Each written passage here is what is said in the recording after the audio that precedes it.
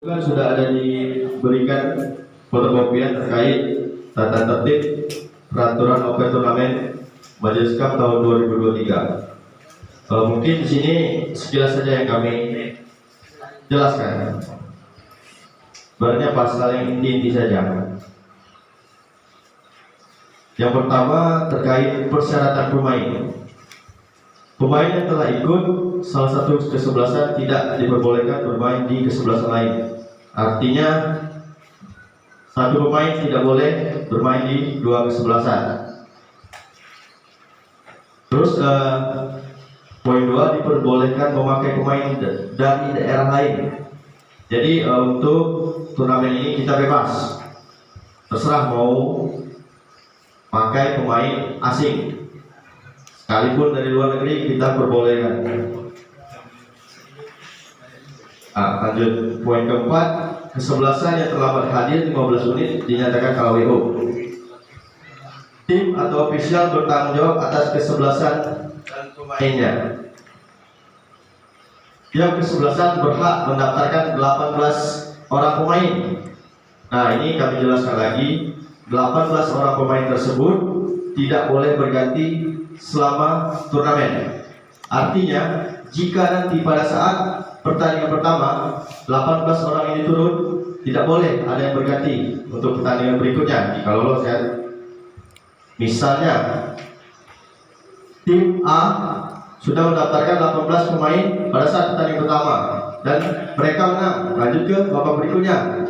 Nah, babak berikutnya tidak boleh ada yang bertukar pemain, terkecuali jika pada saat pertandingan pertama tidak full, misalnya 16 semua terdaftar, 17 di sini masih bisa terdaftar, maksimal 18 di sini. Bisa dipahami? Oke, sepakat ya? Pertandingan dilaksanakan pada jam 3 sore. Untuk waktu di sini kita main 2 kali 35 menit, istirahat 1 menit, istirahat 10 menit babak pertama.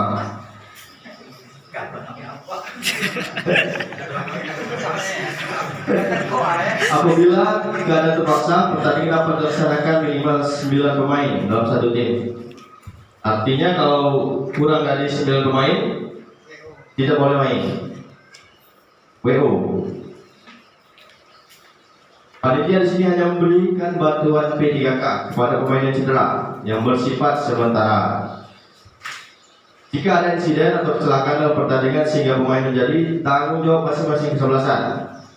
Oke, nah lanjut ke pergantian pemain. Pergantian pemain sebanyak 7 orang. Pemain cadangan ofisial yang duduk hanya 7 orang dan terdaftar dalam susunan pemain. Terus kartu kuning dan kartu merah. Kartu kuning di sini dikenakan denda sebesar 30.000, sedangkan kartu merah 50.000. Apabila pemain mendapatkan kartu kuning 2 kali dan dikenakan kartu merah, maka dilarang 1 kali pertandingan jika lolos. Saya rasa mungkin sudah tahu lah terkait kartu merah dan kartu kuning. Itu peraturan pada umumnya sepak bola lah. Untuk selanjutnya wasit. Wasit di sini dari ASKAP. Jadi kami sudah mengontrak wasit resmi dari ASKAP. Jadi tidak perlu khawatir terkait keputusan, sudah menjadi tanggung jawab dari asosiasi langsung.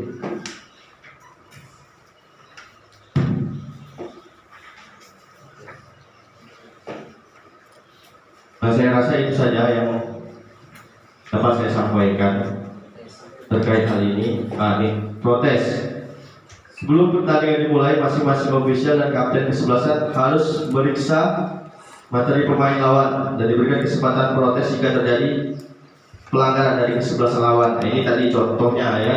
Misalnya pemainnya tadi, misalnya ada pemain yang 18 tadi beda. Silakan lakukan protes. Protes hanya dibenarkan oleh kapten kesebelasan dan bersifat komunikasi. Apabila protes dilakukan setelah pertandingan, maka protes harus melalui ofisial dengan membawa surat dan uang protes sebesar 1 juta.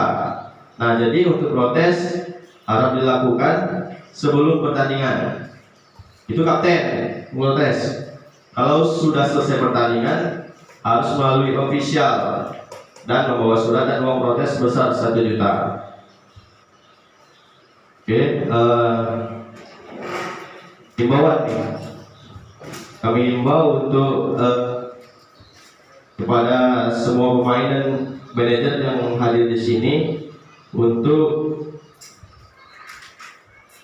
memberikan himbauan kepada pemain atau pendukungnya nanti supaya tidak ada keributan. Nanti ada juga terkait surat pernyataan untuk sama-sama lah kita menjaga turnamen ini agar berjalan dengan lancar dan tidak ada hambatan, karena pengalaman kita sebelumnya ada kejadian yang tidak menyenangkan yang dapat merusak berlangsungnya turnamen ini. Mungkin ini yang dapat saya sampaikan, lebih lengkapnya bisa kawan-kawan baca di tata tertib tersebut. Jika ada pertanyaan, silakan bertanya.